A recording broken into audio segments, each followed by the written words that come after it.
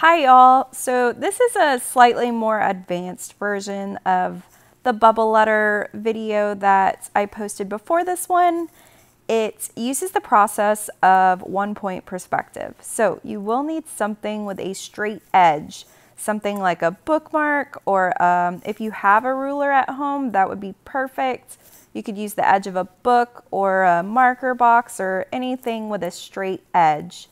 And then I also used colored pencils and a fine point Sharpie. So I'm going to begin with a pencil and I'm drawing very lightly. I'm going to draw a guideline and it's going to be a curved line, and that's going to show me where I want my letters to go. So I want them to be in this curved shape across the top of my paper. You need a vanishing point, so that's going to be this point at the bottom of your page. It should be towards the center of your paper. So with one-point perspective, your vanishing point is going to help you with measuring out your lines to connect with everything that is popping out. It's also going to help me with spacing out my letters and my words. So I'm writing the word awesome, and I know the middle of that word is the letter S. So measuring up from that point, I'm going to start with the letter S. That's the middle of the word awesome. And then from there, I'm going to keep writing the rest of the letters and leaving some space in between each of those letters because, again, I am turning these into bubble letters. So whatever word you choose to do, just make sure that the middle is in the middle of your paper. Now, I need to turn these into bubble letters, so just like my video before, I am sort of creating this fence, building a fence around my letters. So at the points, I just do these flat lines. So a flat line there on the W, flat line, flat line, flat line, flat line. So you're really just making a shape all around your letter.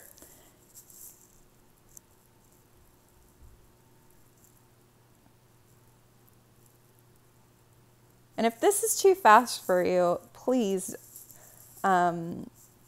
just press pause.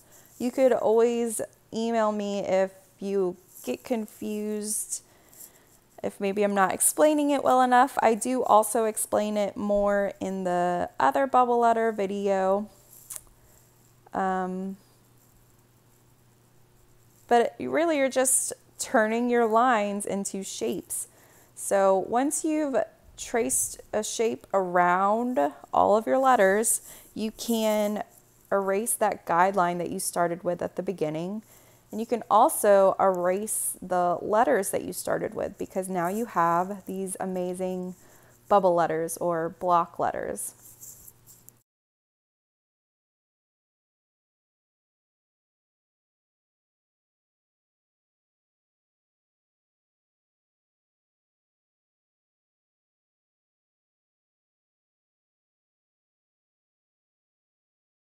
So I accidentally erased a little bit of my letters, so I'm just going over those lines I made.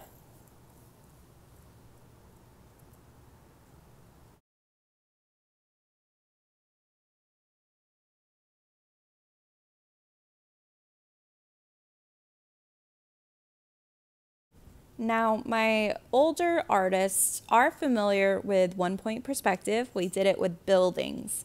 So it's really just using a flat edge and creating these lines that go towards the vanishing point to create a 3D effect. So everything will be going towards this vanishing point that you made at the beginning. So the bottoms of all these letters are going to have lines coming down from them, and those lines are going to go straight towards that dot. So for example, with this A, this bottom corner, every corner at the bottom of your A is going to have a different line. So line up your ruler or bookmark or whatever you're using so that it touches that corner and the dot. and you're just drawing a straight line from all of those corners to that same dot. So that will involve you moving your ruler or bookmark and making sure that it is touching both your corner and your dot, your vanishing point. So that's a whole bunch of lines, and it creates this 3D effect to show this A is coming up from the background. It's like coming towards the front of the paper from the back. I'm doing the same thing with my W. So all of these corners at the bottom of my W, I am lining those up with that vanishing point and drawing straight lines. And they are all going to the same place. They're all popping up from that same point in the background. So with some of these letters, when you finish with the bottom corners, you have to check and see if you also need to draw lines for the top corners. So since this W is poking out more than the A did, it will have a couple more lines from all of these corners. So if I were to line up that corner, it's really just going to go along the side of the W, so it isn't really necessary to draw a line there. But on this other side of the W, that's all empty space, so I am drawing a line there.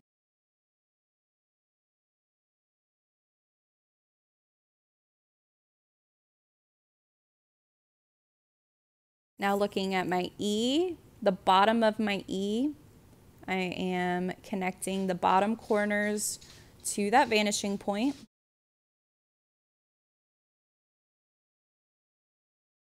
Now I want you to pay close attention to what I do with the middle and the top of my E. So that middle line that is poking outward has a corner that will measure to the vanishing point. So I'm lining it up with the vanishing point, but I'm only drawing a small line, and I'm doing the same with this top part of the E.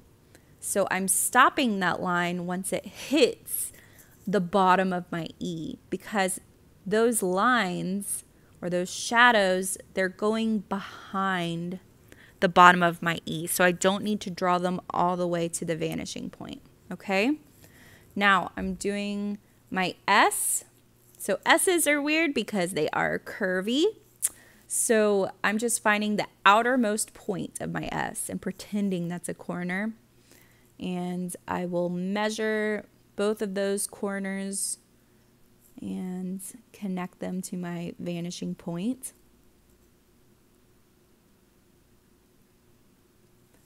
And at the top of my S, I'm going to do basically the same thing, but just like my E, the lines will stop. They'll go behind the bottom of my S. So I'm lining it up with a vanishing point, but I'm not drawing a full line. I'm only drawing part of a line. So it does take some imagination. You're imagining that these lines are behind the rest of your S, right? You have to really visualize that before you decide where you're drawing your lines. Now with the O, we're just going to have two lines. It's a round shape. So just like the bottom of our S, we're picking the outermost points of our O and pretending those are corners. And we're lining it up and drawing our two lines.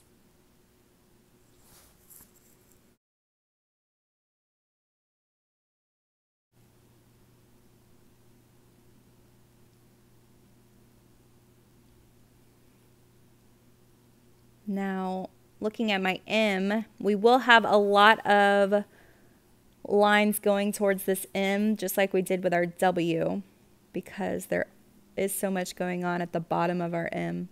So I'm drawing lines going to every corner at the bottom of my M.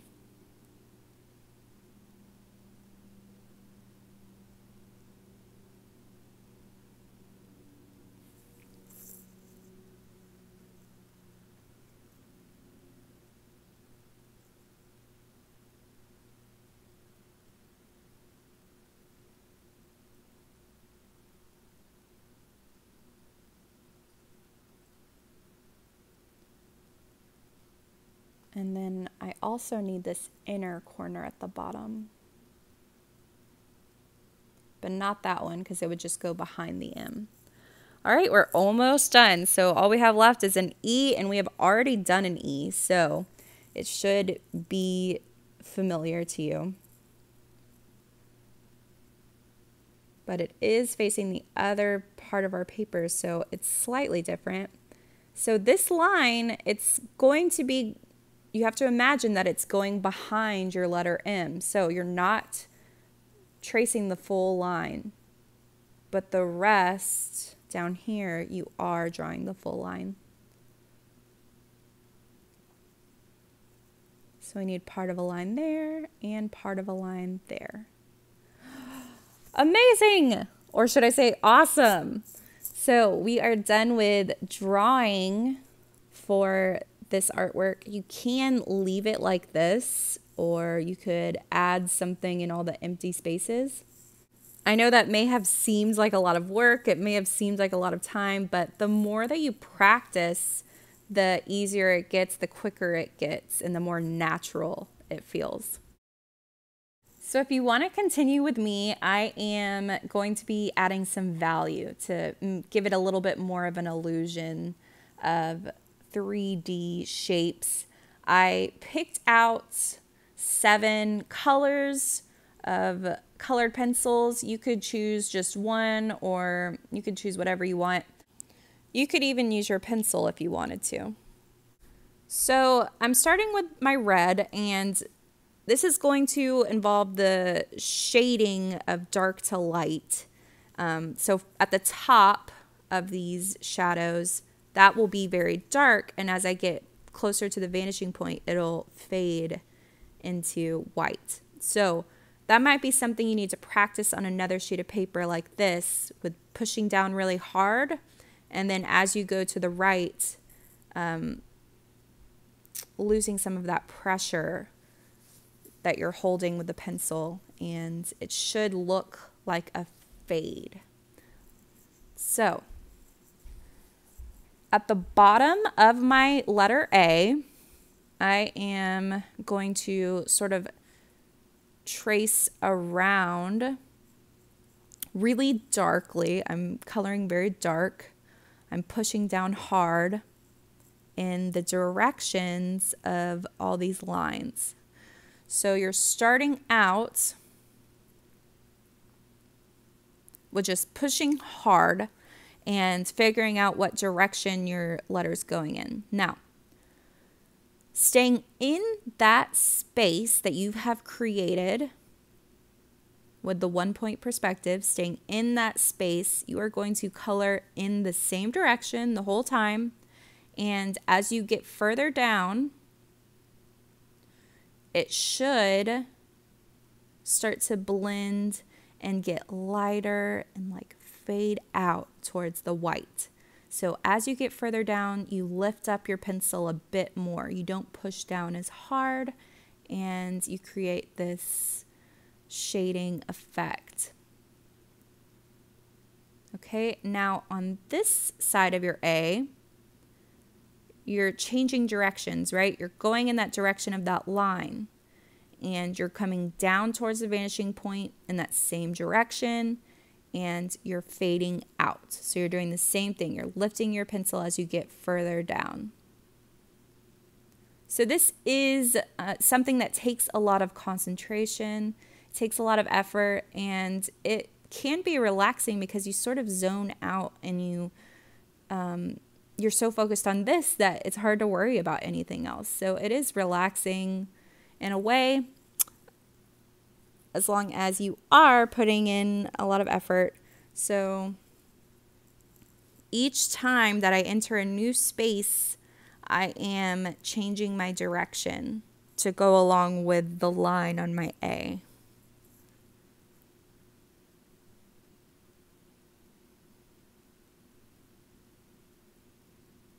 So this is really great practice for shading and for blending. If you use a pencil, you could always use like a tissue, or you could use your finger to help blend that color to make it look a bit more natural. So I'm doing the same thing with my W, but with orange. I'm going in rainbow order because that's my style. That's what I like to use. I'm pushing down really hard.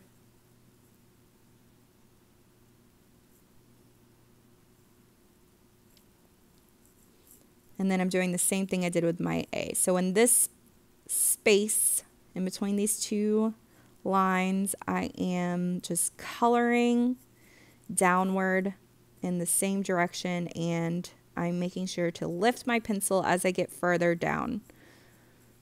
So pushing down hard and then lifting my pencil.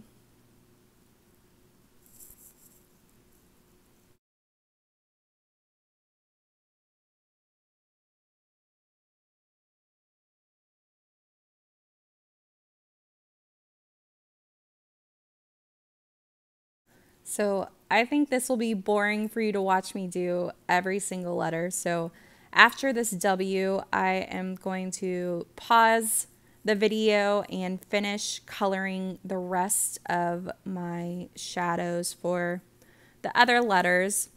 And that'll be a time for you to press pause and finish up your letters, and then press play once you're finished. So here are my finished shaded letters.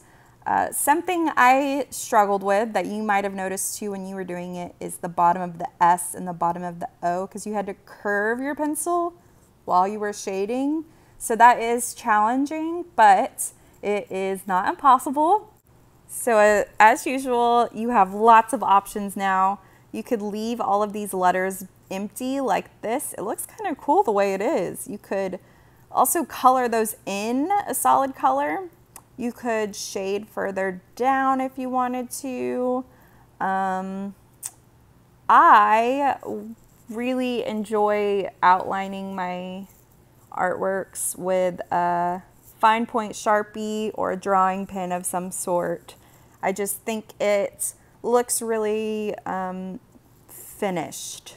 And it looks nice from a distance. So if I hang it up like on my wall, it's something that pops out when I'm looking at it from a distance. So I'm just tracing all of my letters with this Sharpie. You could also trace all of your lines that you drew from your letters to your vanishing point if that's something that interests you. You could erase your vanishing point at this point. You really don't need it. But definitely feel free, if you've made it this far, definitely feel free to make it your own. Get creative with it and, you know, have fun.